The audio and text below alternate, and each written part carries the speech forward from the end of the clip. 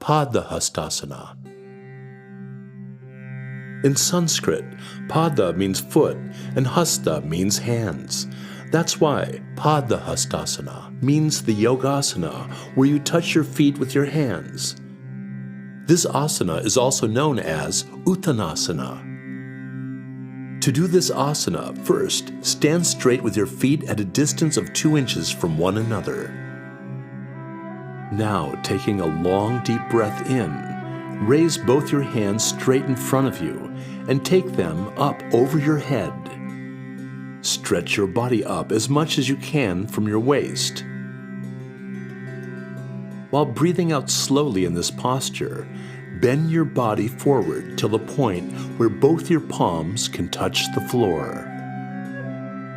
When bending down, take care that your arms and head both go down at the same time.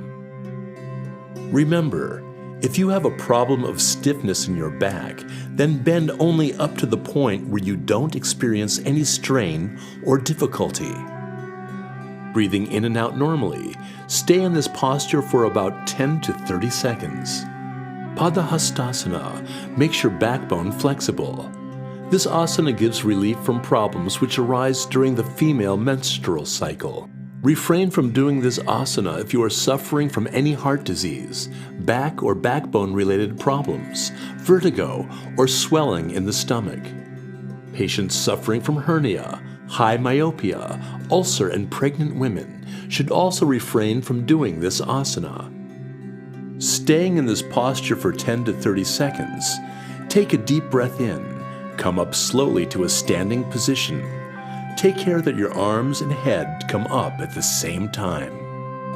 While doing this, both your hands should be stretched up above your head. While exhaling slowly, bring both your hands down and relax.